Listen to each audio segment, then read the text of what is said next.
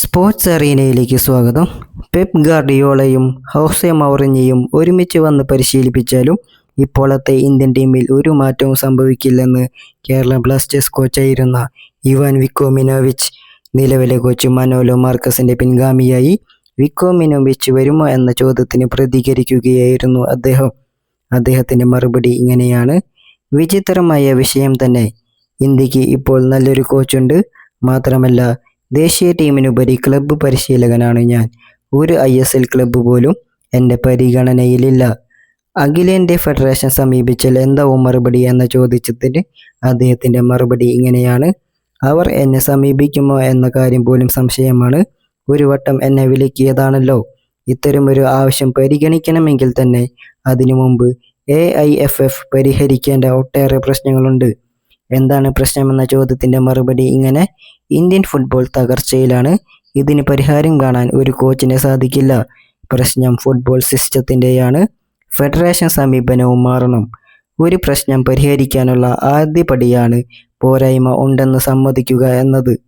ഈ സിസ്റ്റം തുടർന്നാൽ അടുത്ത 8 വർഷത്തിനുള്ളിൽ സീനിയർ ടീമിന് ഒരു സാധ്യതയുമില്ല. ഗാർഡിയോളയും മൗറിഞ്ഞയും ഒരുമിച്ച് വന്നാലും ഈ ടീമിന് ഒരു ചലനവും ഉണ്ടാകില്ല. ഇതിന് പരിഹാരം സീനിയർ ടീം വിട്ട് ജൂനിയർ ടീമുകളിൽ ഫോക്കസ് ചെയ്യണം. അണ്ടർ 17, 19, 21 തലങ്ങളിൽ മികച്ച ടീം ഉണ്ടാക്കണം.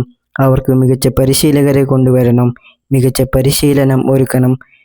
മത്സര പരിചരണം കൊടുക്കണം.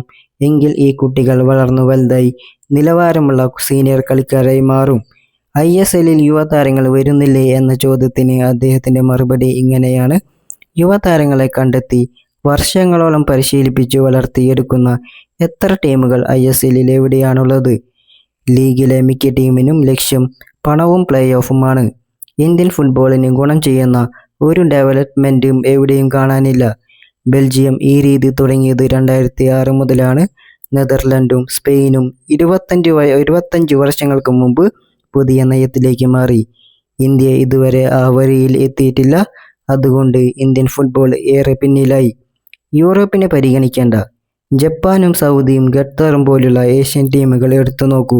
ഇന്ത്യ വളരെ പിന്നിലാണ്. ഇതിനുള്ള ഒരു നിർദ്ദേശം ജൂനിയർ തലത്തിലേക്ക് നല്ല പരിശീലകർ വരണം എന്നുള്ളതാണ് സ്റ്റാർട്ടിംഗ് പോയിന്റ്. നല്ല പരിശീലകർ നല്ല കളിക്കാരെ കൊണ്ടുവരും, വളർത്തും. രാജ്യാന്തര മികവിന് വേണ്ടത്ര തലത്തിലേക്ക് ഉയർത്തും. ഫെഡറേഷനും ക്ലബ്ബുകളും ഇതാണ് ചെയ്യേണ്ടത്. അടുത്ത 4-6 വർഷം മുന്നിൽ കണ്ട് യുവതാരങ്ങളെ സീനിയർ ടീമിൽ കളിപ്പിക്കണം. സീനിയർ ടീമിലെ സീനിയേഴ്സ് എല്ലാം വിരമിക്കട്ടെ. ഭാവി ലക്ഷ്യമുള്ള പദ്ധതികളുമായി AIFF പുതിയ അധ്യായം തുറക്കണം എന്നതാണ് അദ്ദേഹം പറഞ്ഞിരിക്കുന്നത്. വീഡിയോ അവസാനിക്കുന്നു.